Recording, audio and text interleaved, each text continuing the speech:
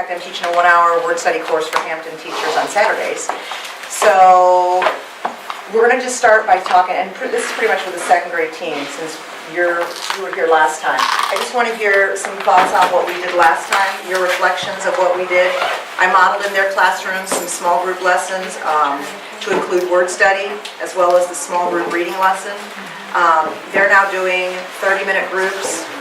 Where are your groups? How long do you guys do your groups for? 20 minutes. I shared with them the lesson plan template that we use that pretty much mirrors a PALS instructional plan, which is a 30-minute lesson plan. They've since upped their small group to 30 minutes so that you incorporate your small group along with your word study, because those groups really do go together nicely. So tell me some of your thoughts from last time to this time. What peace of mind I have now to have enough time to cover all the things I've been supposed to cover in this much time. Now having 30 minutes, it's amazing. It's amazing what 10 more minutes will do. Yeah. I love it. I'm relaxed now when I teach. I'm not, oh gosh, I still didn't get it all done. I mean, it made me crazy, and I'm not crazy. And you're doing your word study with your small group now. In contact with small group now. Our kids, I think, like it too. And they like the routine and that it's longer. And even though it's from the time they walk in until lunch pretty much of reading, they like it a lot. So they're happy with their act. So tell me, what are some of the things that you're doing when they're not with you? That, for my teachers, is one of the biggest issues, is always having meaningful tasks for them to be doing. We actually created task sheets to give our students. Good. And so, And they're level for They're- different groups. yeah, they're- So they're a little different. So they get to see something. And the first thing we do with our small group is we go over word study and then we go to their task sheet. And then there are different activities that they do this week are stapled to that sheet. And we talk about their grades then. So after the whole team, so that holds them accountable for, hey, why did you get this done? Or these are your grades, this is what. So they have an independent reading piece. For our lower kids, we assign them, actually for all of them, we assign them books, but especially for the lower kids, we give them the books that they're going to be reading. Absolutely. We created a reading journal. Do you have a copy of it? We created a reading journal for our middle and lower kids to work in for the week. And then the rest is grammar skills and activities, kind of in summers. And then which page to do which day. How do you guys get the whole group in? We do it first. 7:45 to 8:15, 8:20. We expanded our reading time. We literally go from the minute they walk in, they take 40 whatever resources until they go to lunch. We had It's time all to our reading block from our last meeting with Beth. Yeah. Mr. Stubb was in here and she cried on our behalf and not cried, boo-hoo, but Because are you doing your word study and your small group together? And it's hard, isn't it, to get it all in 20 minutes? I would think it's really tricky. Mondays is hard, I think. Yeah. Mondays is Because that's hard. when you're introducing it. Especially probably with your upper groups, if you're doing any kind of comprehension instruction with Yes, it. I find that most of their stuff gets, Yeah, Push to the, yeah. it does. It gets pushed a lot. that's really frustrating because you plan a lot of in-depth activities for those Right. groups and then they end up either not getting to them or. What I've been doing is having 2 weeks of the same book, so Yeah, you don't that's what I waste. started Right, doing. right. And I think third grade was going to up it to 30 minutes per small group too. Yeah. Just because that's incorporating the word study piece. All right, so anything else that you, I'm so proud. I'm so proud of you. You guys took it and ran. I'm so proud. Anything else? We love being able to incorporate mini lessons into our small group plan. Because that's what they need. And Just it because you do it whole group right. doesn't mean they're getting And it. it seems to be more individualized. So like, I've got an interventionist that comes into my room to work with my lowest group. So she already does a lot of the comprehension skills, so I'm kind of then freezing up to work on writing during their small group reading time as their mini lesson, which is kind of great because they didn't get it when I taught it whole group to the whole class. So then we kind of focused a little bit on some writing pieces and what did the author do here and why did the author write like this, and so they're able to see that I'm not harping on them because of them, that all people do this, all writers Right, do this. right. So that's Good. kind of All right, well, we're going to add on today, Allison and your assistant principal and Susan, who came to observe, came down to my school last week. They wanted to see collaborative planning and they wanted to see a small group instruction in kindergarten and first grade and second grade. And then we sat and talked about, well, where are we going to go for today? And the big push was, we wanted to really go back to those cueing strategies. What do we teach a kid when they come to a word they don't know? And how do we teach them to monitor their reading when they're reading? And so we're really going to look at those cueing strategies, take a look at running records, get on the same page with running records. How do we administer running records? How often should they be given? Then we're going to take a look at the difference between high-frequency words and sight words, and what's the best way to teach those high-frequency words and sight words, especially for the beginning reader. We're also going to take a look, we're going to actually bring in kids, was she able to line up, we talked with lining up some kids to actually do running records so that we could actually analyze real kids running records. I wanted to talk about book introductions a little bit, and then what do we do once we've interpreted those running records? What are some mini lessons that we need to be doing to address that? So really hitting those beginning learners, those lower second graders, or when you first get them in at the beginning of the year.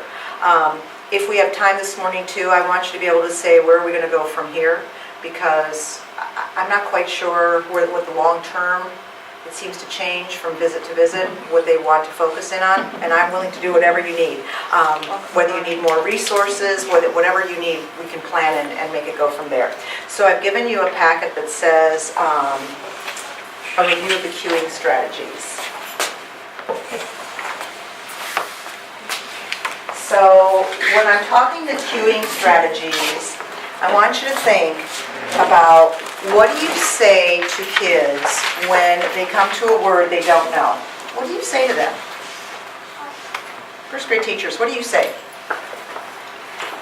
See a smaller word that you know, more tone. And that can work with some older kids, but when I'm thinking those kids that are 6 and 8s, they're not really good at seeing chunks. What's the very first strategy we teach those kids? What's the first sound that you use? Yeah. It's the first sound. It's get your mouth ready for that first sound. So when we talk those cueing strategies, it was really Maury Clay, when she first came up with Reading Recovery, that really started talking about those cueing strategies, that kids look at a variety of pieces to help them figure out unknown words, and that all readers do these same things. That good readers look at all parts of the word, poor readers do not. A lot of your poor readers, they start going to the picture first off. They start looking and say, oh, what in the picture is going to help me figure out this word? You know they're the weaker readers because they do that. And a lot of times, kindergarten teachers and first grade teachers, they come to a word they don't know and they say, well, look at the picture. And that's really enabling them to become poorer readers. That we want to say first, get your mouth ready to say that beginning sound. A lot of teachers in the past used to have a helping hand with, these are the things you do when you come to a word you don't know. But it's not quite that easy. It depends upon the level of learner. So when we have kids, we have to teach them, this is what you're going to do when you come to a word you don't know. You're going to get your mouth ready, then you're going to look at the picture, and you're going to say, does that make sense? So we have to explicitly teach them, these are the behaviors you're doing, and this is what you're asking yourself. Because most kids, if they're just learning word families, have no idea what a chunk is. They don't know. They don't see it in that word part. So we don't teach that one first. About 3 years ago, we all were teaching these, but the teachers were just doing it orally. And what happens when you're always prompting kids orally? Not much. They don't ever get what you're talking about. So we've created mini lessons to teach. Get your mouth ready. Look at the picture. Does it make sense? So when you... No, that's fine. So when you have kids that are reading and they come to a word and they're looking at it, you've got to be able to say to them, well, let's get your mouth ready. If you have to continuously prompt them, then they haven't learned it. And so we've done, if you're a kindergarten teacher in my room, or a first grade teacher in my building, or a first grade teacher in my building, you have enough mini lessons to teach, get your mouth ready, look at the picture, does it make sense? Probably for 9 weeks, and to do it every single day with some cards, because we've made that many. Because if it's not an automatic behavior, then it's not been learned. The next one that you're going to teach is, let's skip it. Get your mouth ready. Skip the word. Look at the picture if there's a picture clue. Does it make sense? And does it Does it sound right? Does that sound right with the rest of the sentence? Does it make sense with the rest of the sentence? Does it sound right when I look at the beginning letter and the ending letter? Then finally, usually when they're about a DRA 12, 14, they start to understand what you mean by chunks. So now we've got get your mouth ready, skip read to the end of the sentence, look for chunks, look at the picture, but a lot of times by the time you get to those higher levels, that picture is not going to be much support. Does it make sense? Does it sound right? And then does it look right based on those word parts? So you've got all these behaviors and you have these questions. Well, this was big, and so all of my teachers from kindergarten through 5th grade had the same cueing pictures. Because again, it's what I said last time with you, one of the biggest pieces for student achievement, to increase student achievement, is that you have similar icons, that you have similar language, that you're sharing that academic language. It's just as important for 1st grade teachers to say subject predicate as it is 5th grade teachers to say subject predicate. It's worse for 1st grade teachers to say naming part and telling part, because then I have to reteach that. It's amazing, as we finished the writing test last week, thank God, we rezoned last year, and so we got a bunch of new kids from new schools, and we tell our kids, do not write the first reason, the second reason, the third reason, because the State Department has told us nobody writes like that. The only people that write like that are elementary school children, because someone teaches them that. And we had about 4 kids, they had learned it at their previous school to write the first reason, the second reason, the third reason. We could not break that. We could not break it, because they had learned that, and no matter how many times we revised with them and said, what are some other ways we can come up with that, we could not break it. They revert right back to it. So it's amazing how kids revert back to whatever was originally said to them. Let me tell you the 3 reasons why my teacher is the best person I know. The first reason is, and we're like, you don't write like this. We've done it so many times, but it's too hard for them to break it. So as the reading specialist, when I do collaborative planning, that's part of the big piece we share. What are we going to do? So we use these. We have larger ones that are up all the time, but when the teachers are in small group, they have the small ones. So if I have a kid that comes to, first I give them this. Then I just slide this. If they can't get it from that, then I'm going to just say, you say the first part, I'll say the second, blend it together, and move on. Because I'm not going to take that long to stop their flow of their reading. So we really wanted to take a look at how do you teach the cueing strategies and how can we use that and incorporate that. And we felt that was really strongly why we wanted 1st grade here too. Because this is such a big part of kindergarten and 1st grade, because they should have this automatically by 2nd grade. I also wanted to be able to talk with you, those of you that have your lower readers, to see if you can identify. And the only place I can identify is when I do running records with my kids, is where do you feel the weaknesses are? Why do you still have 6s in 1st grade? Why do you still have, what's your lowest group in 2nd grade? Why do you still have 6s in 2nd grade? What's keeping them down there? When I look at even my children that are identified with learning disabilities, my lowest 2nd grader right now is a 20. And he's identified with a learning disability. So what's keeping them down? What do we need to look at to say what needs to be changed for their instruction to keep them moving down? And we're going to take a look at, is it the high frequency words? Do they know their high frequency words? If they don't know their high frequency words, then how are we going to teach them? Because we know flashing words in isolation is not the way to do it. They don't hang on to them. So are we using sight words? I heard you talking about text copies, so I'm glad you're doing text copies. So what's keeping them down, do you think, when you look at them? When you look at their running records, what are the behaviors that they're doing? And how often are you doing running records? If I have children below grade level, I tell my teachers, then you need to be doing a running record once a week on them. The kids that are below grade level. If they are beginning readers, we're going to do that running record on a piece of text that they've already read to see, are you using these cueing strategies? Have we taught them enough that they're using them? If they're a transitional reader, which is a DRA 18 and above, then it's on new text.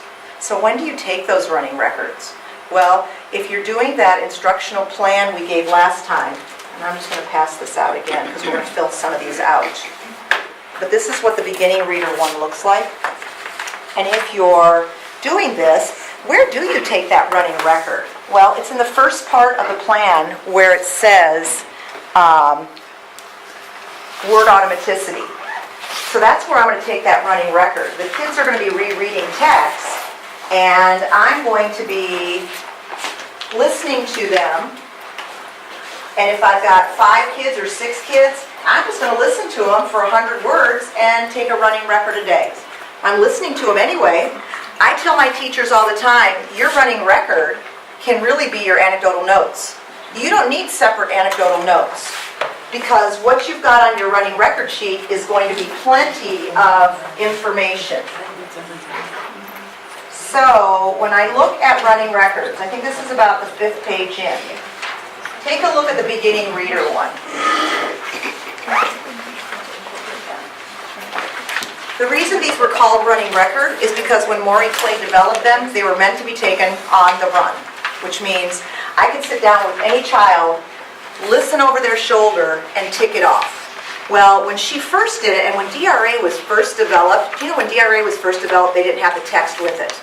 It was just a sheet of paper, and you could just do your checks in lines. So there wasn't any text.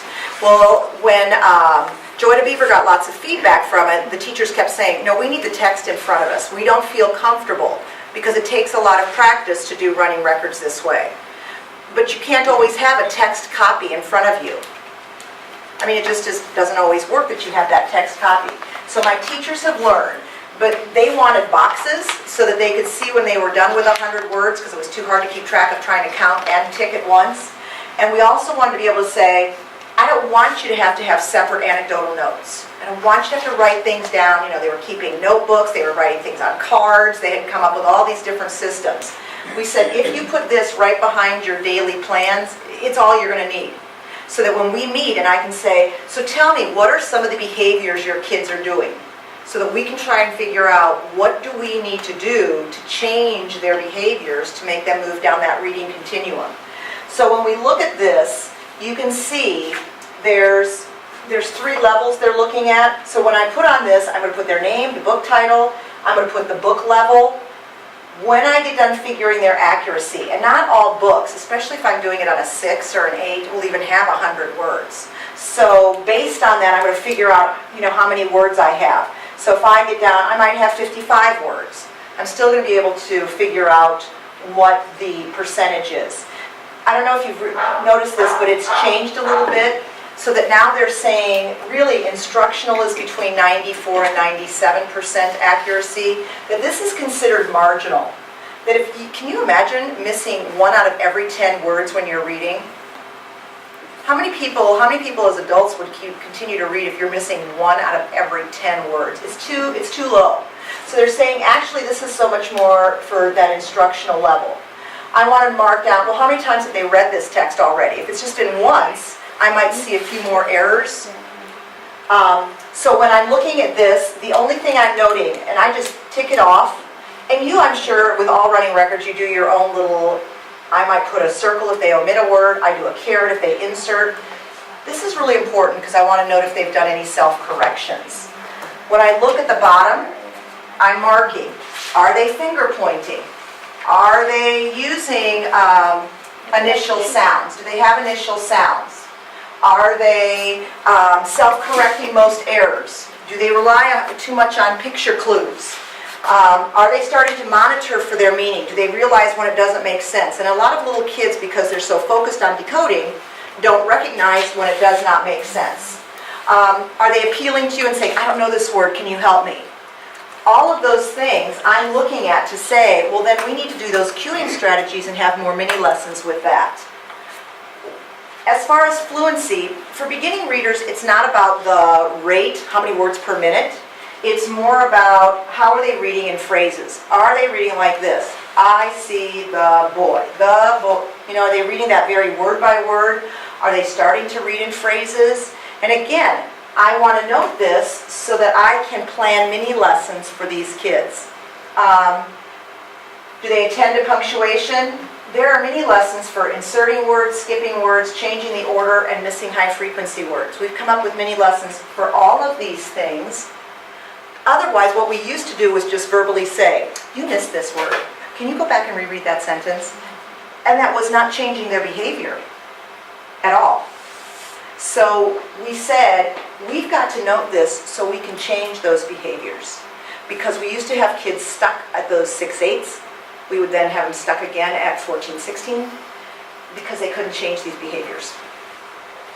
So when I look at those cueing strategies, it all again goes back that some kids use meaning cues, some use the structure of a story, some use visual cues, or they mistake visual cues. So these are the kind of errors children are making. They'll say, they was, instead of they were. Because that's a lot of times how they speak, so they just aren't even looking at it. Or sometimes they'll say, I live in a home and it's a house. So they don't catch it all the way because they a lot of times look at that first letter and they don't read through to the end. So when you're starting to look at this, and these are the Virginia or the state objectives that I think a lot of teachers don't teach, where it says students will learn to monitor their reading, students will learn to self-correct. And I think those are the standards I always think that we didn't know how to teach. In my class on Saturday, I had a little kindergarten teacher, I don't know what school she's at in Hampton, and she said, we're talking about phonological awareness, and she said, I have to be honest, these are things that aren't in my pacing guide and I don't teach them. And I said, but they're your standards. You know, you're supposed to teach kids how to rhyme. You're supposed to teach kids how to isolate individual phonemes and segment them and take them off and put those on. And she said, I know, but I haven't been teaching it. And I said, I think that was the way it was for a lot of time. The teachers weren't teaching those things. I think they just thought we innately would put those into that small group, that it wasn't necessarily laid out. So those small group standards that I gave you last time, this is where you're seeing all those. It's right in there. All right, so I just want us to talk about running records. Both Allison and, is Nicole your assistant principal? And what is it? Lynette. They talked about the need for, let's just go over running records again. And no one's in here, so tell me, how are running records for you? Do you do them weekly on your kids? It's a hit or miss? Do you do them mostly with just your DRAs? It's hit or miss. Hit or miss? You guys too? Hit or miss? And to me, for the primary grades, it's going to tell you the most. If you were 3rd, 4th, and 5th grade teachers, I would say you don't need them as much.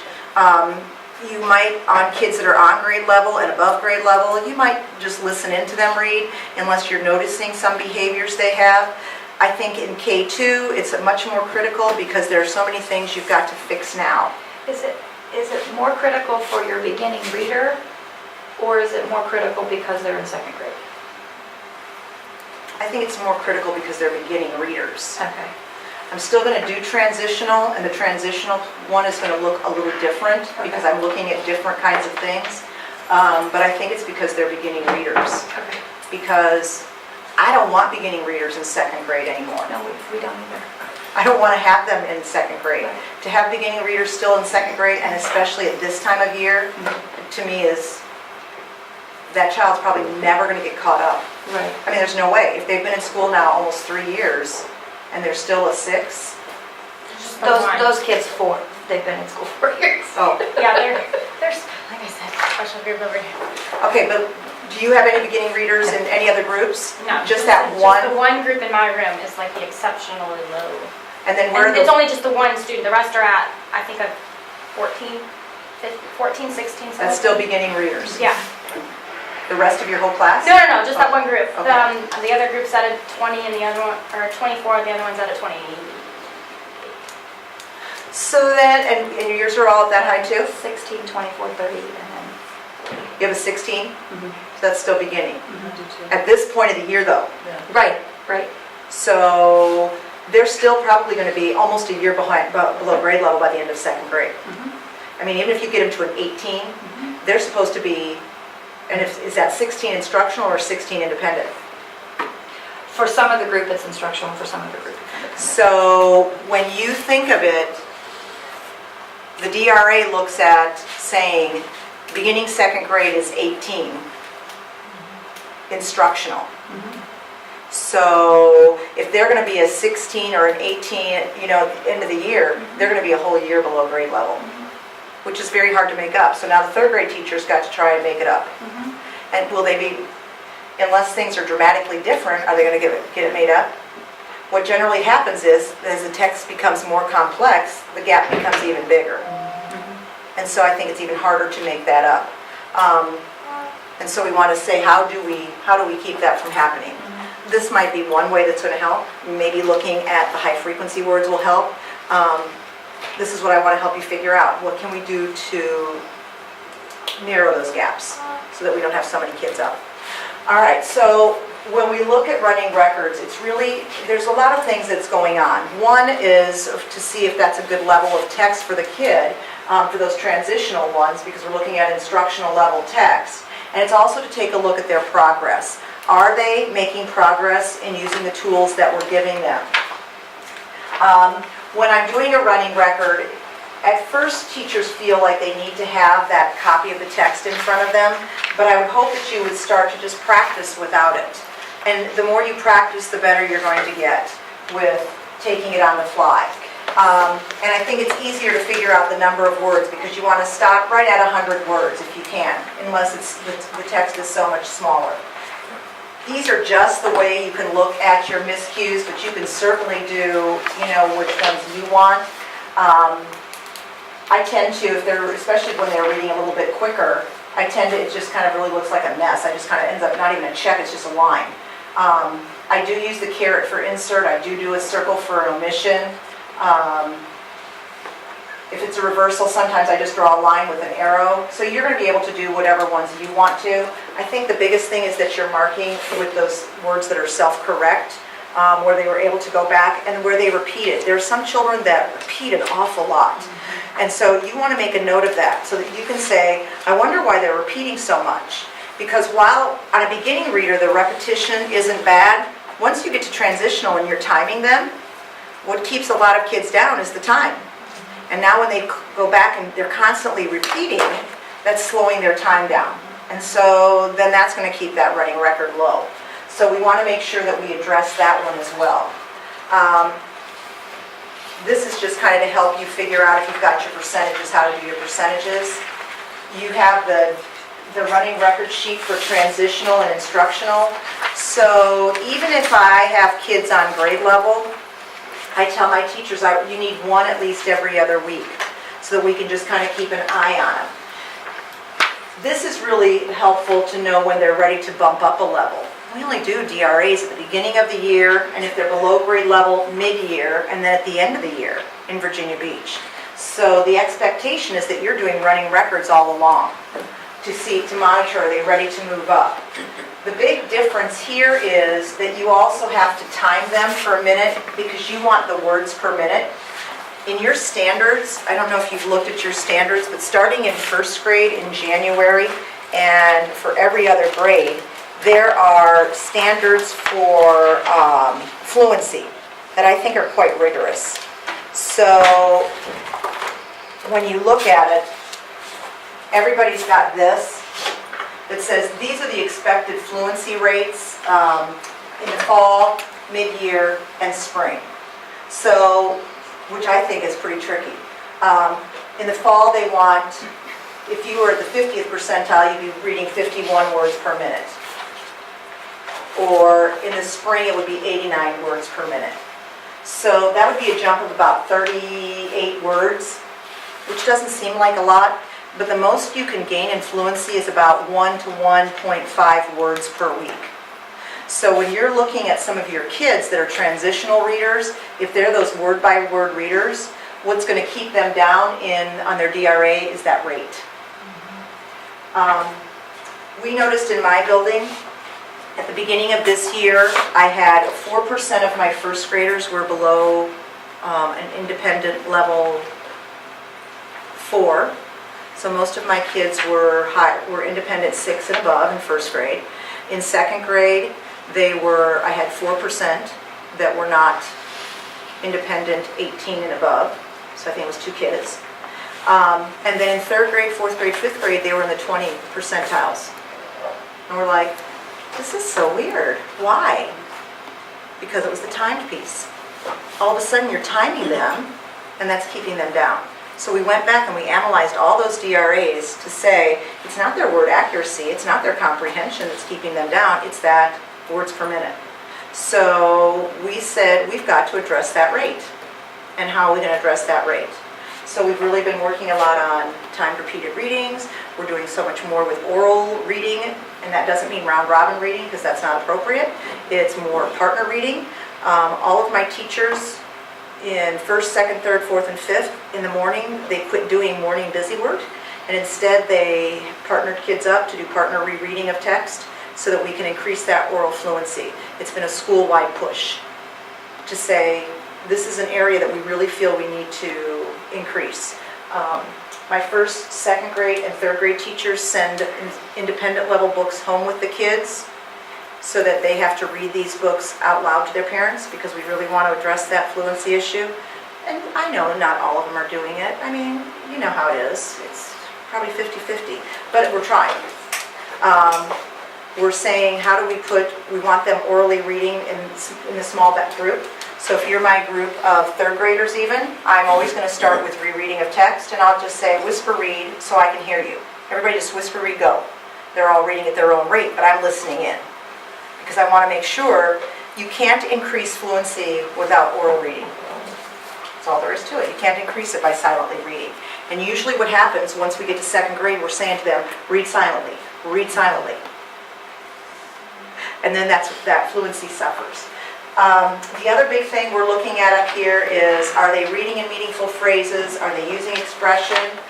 We're also looking down here, these again are those cueing strategies. What are they doing when they read? Are they still inserting words? Are they still, misreading for and from and thought and though and much and most and must? Those high frequency words that they just look at and read whatever? Because we've got to have mini lessons that are going to address this. What do I see as far as that comprehension piece? Are they able to retell what they've read? What am I needing to put in for comprehension? We feel really confident because we put those comprehension mini lessons in place, and that has made a huge difference with our children.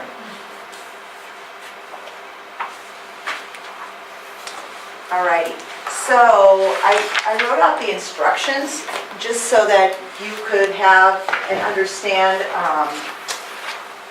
kind of what I meant by it. So when I'm doing, these are for the emergent learners and the early beginning learners. I probably would be teaching this through a DRA 6. So it's that emergent through that DRA 6 level. And it's the strategies of getting your mouth ready, looking at the picture, and asking yourself, does it make sense? The whole big thing with this is it's got to be without prompting in continuous text. If I always have to prompt, I haven't got it. And I don't know if you all have cueing strategies. Do you have these? Something like it? Anything like it? I'd be glad to send them to you. I have large ones that we put up. I have small ones. Would you send them to us? Yes. But I would like those. The only difference with the bookmark Yeah. is that, It doesn't have step by step. It just Right, has and to it's- point to sound it out, or you point to just the whole strategy. It doesn't have these steps. for it. and the big thing is, if I've got an emergent group in first grade at the beginning of the year, then they only need these. But then I also have kids that are ready for this one. So that's why we separated them all out instead of just that running bookmark, because some are not ready for it. And then you have ones that are ready for everything. They need to put it all together. Ladies, do you want, I don't know if you want the individual size, or do you want poster size? Because you saw the big ones too. Yeah, they have And I really can nice send the big ones too. And I can submit it to graphics and have you a class set. Both. Everybody want that? You want the little ones and? So I will I'll send give you my those. email and then I'll take care of Great. it with teachers. And would you just, could someone keep a running list of things we want, and that way I can just send them to you. Okay. Ms. And- Firestone, you gonna do that? Yeah. Thank you, ma'am. And so what we do is, I want several of these, because I want the teachers just to kind of shove them at the kid. Because if they're always waiting for us to orally prompt them, what we learned was, they won't do anything. They wait. It's like they can't remember this, and you want to think, oh my goodness gracious. So when we're doing this, I'm going to have the lessons. This is what it might look like. And I would give one to every child. Let's see if I can give it. Let's see if I've got it. I've got a whole bunch.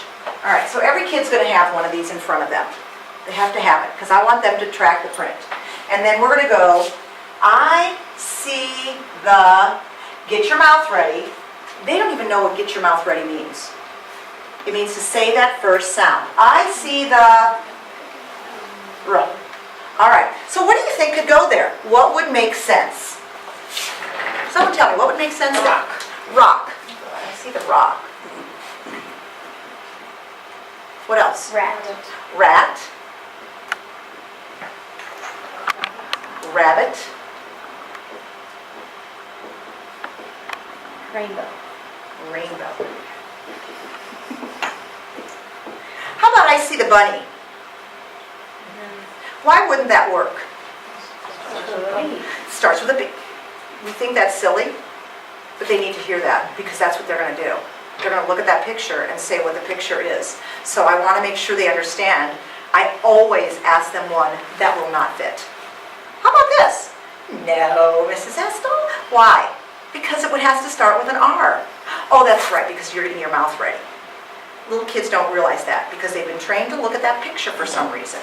Then we lift it, now let's flip it up and see what it is. I see the rain. So, how would that word have to end if the word is rain? A.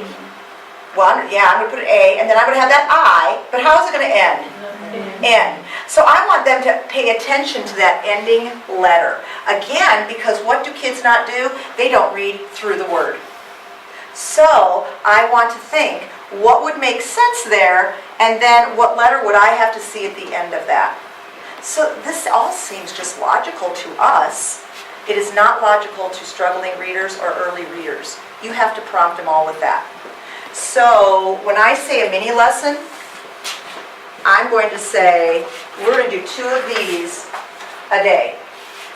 In kindergarten, believe it or not, they have 2 of these a day for about 9 weeks. That was a whole lot of these that we made. That is a big, get your mouth ready, frog. And we're going to do the same thing. And we're going to do it the next day, the next day, the next day, the next day. And then we'll do it the next week, the next day, the next day, and the next day, until we see that they do it automatically without one bit of prompting. And you see they know how to do it without prompting when you give your ready marker. Oh, absolutely. Okay. That's when you want to see That's it. your assessment. Absolutely. So, do you have those electronically? I do. Can we put that on our list?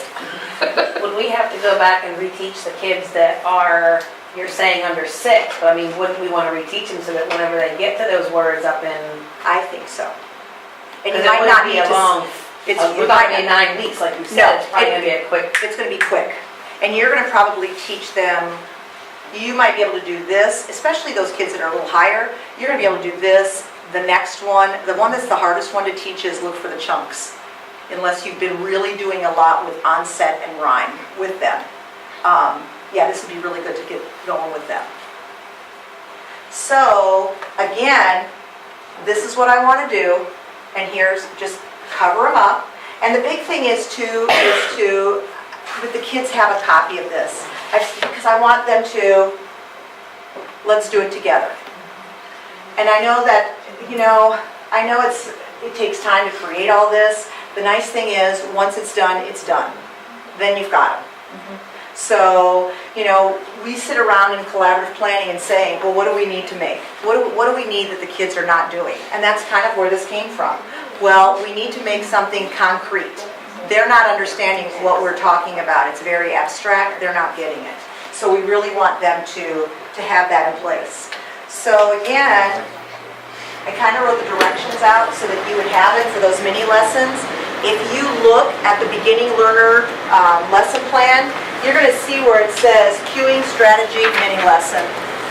So we put it right in there because they should be applying it to their previously read material, but they also should be applying it to that new read.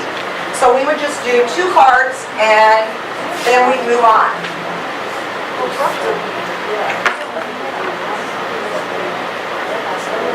So again, keep your little direction sheet. I kind of wanted to make sure, I put the teacher talk in, just to say, look, this is what we did. We're practicing getting our mouth ready. Does it make sense? We look at that picture to say a word that makes sense. So I'm going to have those little cards. I'm going to have those all planned out so that they can just roll right into it. So here's just a couple of samples. Here's the thing we did with those. The word goes, when we're practicing this strategy, we put the missing word at the end of the sentence rather than at the middle, because that's going to be skip the word and read to the end. So for this one to teach get your mouth ready, we put the missing word at the end of the sentence. If that makes sense. Have you found that if you do this, that you might have a kid after you've gone over rather rainbow, they go, up cloud? Well, Right. yes. Yes. And then what do we say? Does it- But let's go back to that beginning sound, which is a good thing because that's what kids are doing. Right. Yes. Absolutely. So that would say to me, ooh, that child really needs a lot more of these lessons. Okay. Because they're not making that connection between the two. All right, so the next one is going to be get your mouth ready, skip to the end. Does it make sense? Does it sound right? Does it look right? So we're going to be using that same thing. And again, we've made cards that we could use with the kids. So, here's my one sentence. Every kid's going to have it. I've covered up the rest of the word except for the beginning because I want them still to get their mouth ready. And we would read the sentence together. The boy was to, skip it, to walk to school. Kids are afraid to skip a word. Well, sometimes they skip a word and they just keep on going. I want to teach them, when you come to a word you don't know, yes, you may skip it, but you have to stop to go back and think, what's going to make sense in there? Isn't this gonna lower their word, like, should this be innate to skip the word quickly, go back and read it when you get to like a DRA 18 when you're timing them? Because this would slow down their words per minute. You know, I want them to do the strategies the right way. Okay. So generally, if there's that many words that they're blocked on in a DRA, it's probably too high anyway. Okay. So I'm going to go ahead and teach them. I can remember having a 5th grader one time come to a word, and he said, I know I can figure this word out, Mrs. Estel. I stopped the time. It was more important to me that he try to figure it out than it was, oh my God, there's an extra 5 seconds on it. You know, I was like, you're using the syllable patterns to figure out that word. That's awesome. He could have skipped it. I could have told it to him, and it wouldn't have affected the time. But I really wanted him to show me, yes, I can figure that out. So I thought that was very good. You know, I think we get caught up, and Joanna Beaver herself will say, the DRA was strictly meant to be a tool that teachers could use to make sure kids were on their correct instructional level for teaching. It was, and we've elevated it to something way beyond what she ever thought it was. Doesn't that happen for all of us? Yeah, I mean, we've elevated it to, you know, to the point of, before last year, that's the tool that we used to determine whether 3rd graders were reading on grade level. Then they decided that that was too, there was too much fluctuation, because teachers cheat. On the DRA, they cheat to inflate their scores. And so we adopted in 3rd, 4th, and 5th grade something called the Scholastic Reading Inventory. It's on the computer. And so you can't cheat on it. Teachers couldn't cheat on it. And it's very rigorous as far as comprehension. And so now we do the DRA to say, what's your rate? what's your accuracy, your instructional level, but the SRI is being used for the comprehension piece.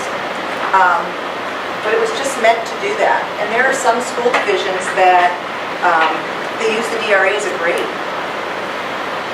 which is astounding to me. But they grade the DRAs. All right, so again, you have to teach them this. This is going to be helpful too when you're getting into context clues and they come across words they do not know what it means. If they don't know what a word means and they've never seen it, they're going to have a hard time pronouncing it. Sometimes I have to think, how do I pronounce that word if I come across a word I'm really not sure of, if it's not in my speaking vocabulary.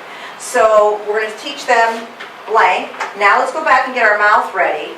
What would make sense there? The boy was too blank to walk to school. The boy was too young.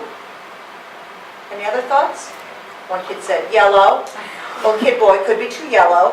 And then they all laugh. They think it's funny. So let's take a look. Young. What's going to be at the end? Yes. That makes sense and it looks right. So again, you have to have these explicit lessons to teach with. We used to try and cover up the words in a book and just use it right within the book. It was too hard. It was too hard to do. So we've made these instead so that we can do 2 sentences at a time. We cover them up and use the same strategy. So again, it's written right up here. Sometimes when a reader, the picture doesn't give any help and getting your mouth ready is not going to work. So now I have to read to the end to think what would make sense. I've got to skip it, read to the end, and say what would make sense. If they can't figure it out then what's the next course? I always say, you say the beginning part, I'll say the end, and you blend it together. So the kid might go, bull, I'm going to go arge, and they're going to say large. So I'm not going to give them the whole word. I always at least make them say that initial part. All right, so same thing. Going to be those cueing strategy mini lessons that I want to put in place.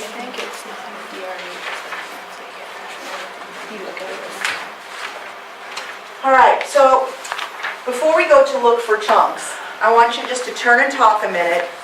What do we need to implement this? What are we going to need to use so that you can get started with this?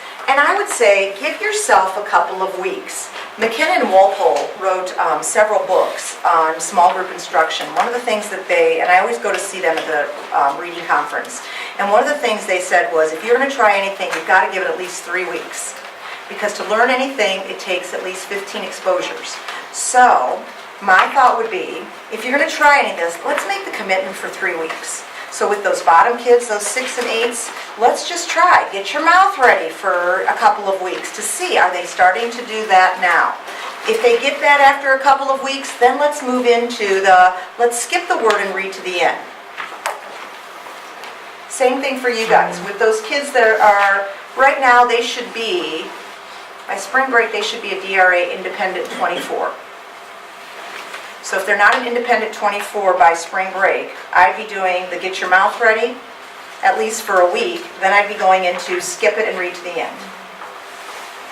I see kids already, I've already identified in my head that need these little individual strategies. Even though they're reading higher, they're still making big mistakes, like skipping over words that they don't know, or just not tending to sounds and that sort of thing. So I already See who you can try it with? So if I get you the resources, I'd love you to try them. Okay? It's on our list. You'll say yes? Okay, so you'll have them this way, then we can get them printed and we can get those resources going and see if that, even if it nudges 3 or 4 kids, it's going to nudge those 3 or 4 bottom kids. That's what we need to do. All right, so the look for the chunks. And I'll tell you, this is a tricky one because before you can teach look for the chunks, they really have to understand what is a chunk. So when you're looking at word study, have any of you had the word study class? Did you have with Susan? Good. Recently? Last January. Okay, good. You know that kids that are on a feature C, the short vowels, and they're in word families, same vowel, they're just learning what a chunk is. So they really don't know what a chunk is. Then you go to across vowels, kind of like when you're doing ip, ap, op, or it, at, ot. That's when they really start to understand, well, what is a word family? We use chunk blend cards with every, does she share those? So it might look like this. Did she share those with you? So those came about when I was working my very first year as a reading specialist. I had this kid named Casey, and he was going into 3rd grade, and he was a DRA 6. And I was like, how could you get up to being a 3rd grader and still be a 6? What's going on? And I had to work with him one-on-one because there was no other 3rd grader that low. And I kept saying to him, well, look for the chunks, look for the chunks. And he had no idea what I was talking about. He could not look at a word and see it. And so I always equate that with, you know those books that are supposedly 3D? You know, you get in the library and you're supposed to go like this. And then when you go like that, you see the 3D. I thought, well, this is Casey. He can't see it. I can see it when I look at a word. I see whole app. He saw whole app. He did not see whole app. So for every word study feature that he went through, I made these cards. I must have thousands of these cards. And so during the week, we would do these cards, and I'd have a huge set, not just his 12 words or 16 words for word study, but every word I could come up with within that pattern. And then I also put some nonsense words in there, so that he would have to, if it was a short, let's say it was an AP, I might put, and I would put a star there so that he would understand that was a nonsense word, because that's truly showing whether he's decoding or not. And so they would go at cat. So it's chunk, blended together. We did them every day for about 2 minutes. And after about 4 weeks, he's reading and he goes, oh, I see the chunks in the word. He just hadn't been trained to see onset and rhyme. There are a lot of kids that can do it automatically. Your struggling readers cannot. And so we keep saying, look for the chunks, and then we go like this. And our hands are doing it for them, and they never get better. And we wonder, why aren't they ever getting better? It's because we're doing the work for them. So I don't know if you've got these, I don't know if you've used them. They're a powerful piece. Before you can expect your kids, especially your struggling readers, to understand what a chunk is, you really have to have them play it over and over and over and over and over again. Otherwise, they're not. And so I think that's a biggie. So once they know that, then they're ready. I can teach that strategy to them. We've already done get your mouth ready, skip and read to the end. Now we're ready to do look for the chunks. The best place to do look for the chunks, believe it or not, is when you're doing your word study. Right after you've done your word study, then they're ready. So my kids have done short A, short I. They're comparing between short A and short I. Then I'm going to say, as you read a piece of text, you're going to come across words that follow your word study pattern. Remember, when you do, we want to break it up into chunks. The beginning chunk and the ending chunk that's got the vowel with it. I can, let's say this is a word I don't know, dig. I can dig a pit. The best place to use this then, if I've done this little mini lesson, is to use a piece of decodable text. So they have to go in and apply it right away. I think we don't use decodable text enough with beginning readers. And you need to. Because here they are learning how to decode, here they're learning their phonics, and we're never giving them a piece of text they need. Instead, we give them the pattern predictable text. And they're never really having to apply what you're giving them with word study. So kindergarten and first grade and second grade and even into third grade, decodable text has a really good place. It's not do all decodable text, but it really is important to do it at least once a week. I want them to be able to start looking for those chunks. Sometimes the decodable text is in small group, sometimes it's out of group. I could say, okay, with this, here's one of your tasks for today. You're going to get your chunk blend cards with a partner and you're going to go through and read them. Then you're going to read your decodable text and do a word hunt. That would be a totally appropriate task for those kids to be doing. They could do some word study, then they're applying it to their reading. So that's another task that you could have them do. All right. You can use decodable text. Here's the mini lesson. I might just do a couple of sentences. I might give them a small piece of text. I don't have to do a whole decodable text. I could do a mini lesson and then just give them a little piece of text to read to say, can you apply it to this before I go into my new read? So it could be part of the word study when you're getting to this one. Again, you're asking them, let's look for chunks. Does it look right? Does it make sense? So they're always going back to those questions so that it's not in place of. All right. So, and then there's a couple of examples with that one. All right, so I think it would be I would love us to get an actual child. I'd love us all to do the running record, to share and compare, and talk about, well, what do we see? How would we diagnose this child? So don't get a good kid. Don't get a good kid. I don't want a kid that's going to be able to read it perfectly.